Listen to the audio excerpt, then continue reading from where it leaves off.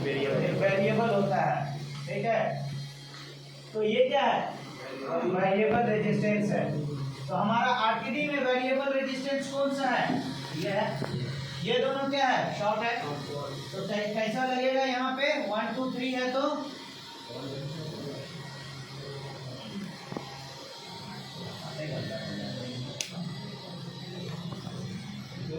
Resistance platinum wire in दोनों के बीच में रहेगा, ये शॉर्ट रहेगा, ये वाला डिजाइन के हिसाब से है ना। प्लस रहेगा,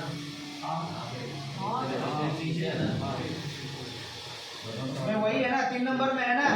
हाँ सर, तीन नंबर में प्लस है। प्लस है ना, हाँ प्लस। वो जो प्लस है, ये जो इसमें प्लस दिखाया है, ये प्लस क्या चीज का है, किस तरह से बना है, ये किसका सिंबल है, तो फिर दिख नहीं रहा तुम लोग को। और यहाँ दिया है प्लस, यहाँ दिया है माइनस।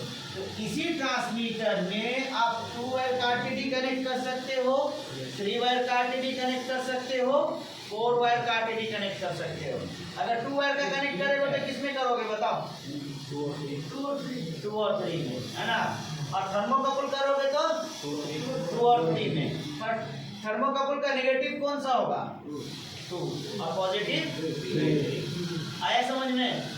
तो इसी तरह से आपको ड्राइंग देख देख के काम करना होगा। एक आप और दूसरा है जिसमें व्हाइट बैकग्राउंड है, जिसमें कैप में बना हुआ है। हाँ सर, बैक कैप में, ठीक है।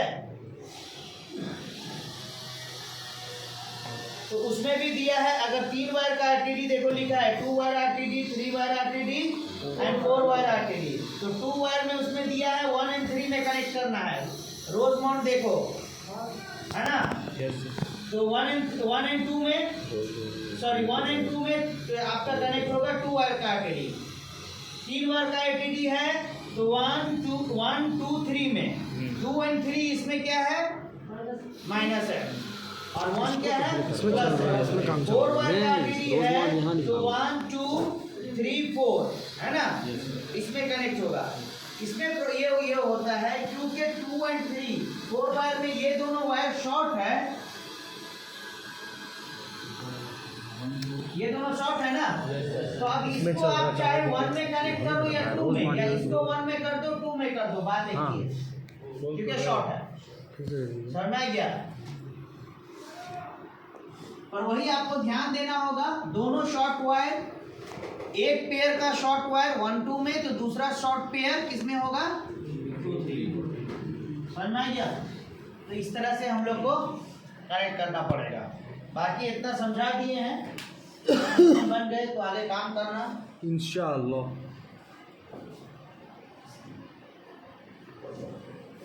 मिटा दे। हाँ sir.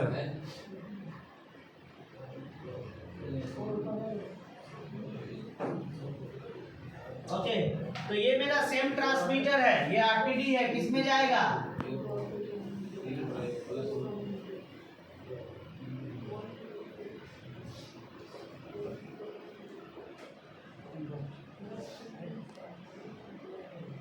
One two three 4।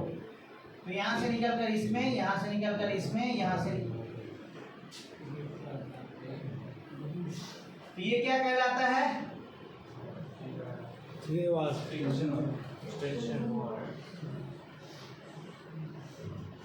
Cable. ये आपका हो गया आरटीडी का टीबी, टर्मिनल ब्लॉक हाउसिंग, है ना। कितना वायर का आरटीडी है ये, 3 वायर आरटीडी। पीडी 100 हो सकता है। ये आपका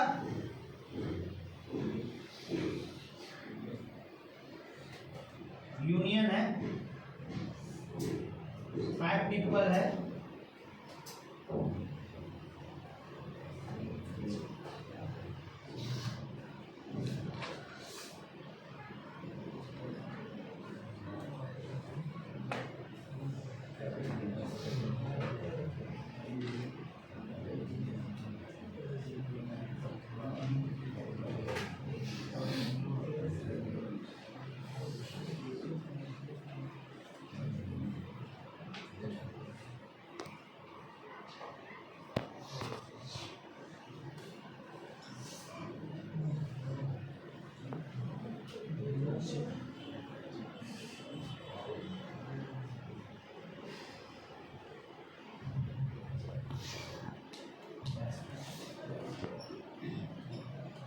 आरटीडी का लूप बनाएंगे तो हमारा इसी तरह का होगा।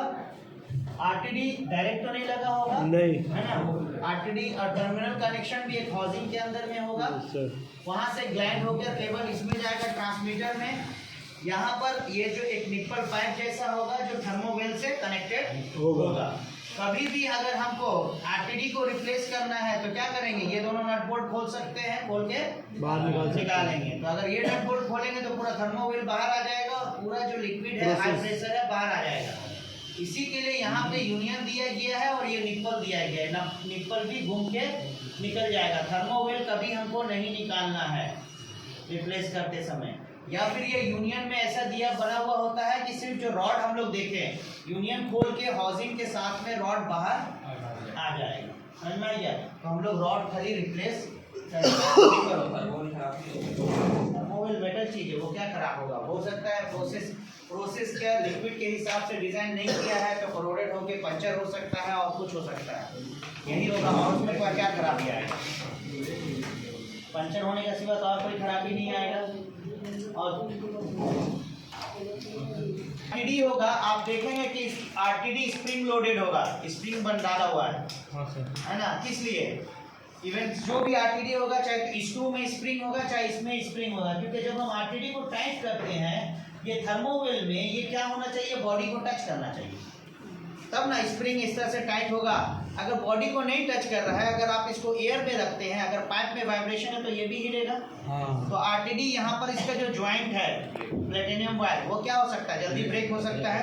तो इसलिए ये आरटीडी क्या होना चाहिए, लोड पे होना चाहिए।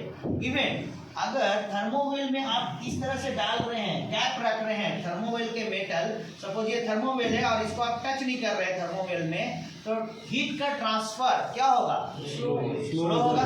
तो इसी के लिए हमको क्या चाहिए, दोनों टच हो जाना चाहिए ताकि हीट का ट्रांसफर फास्ट हो।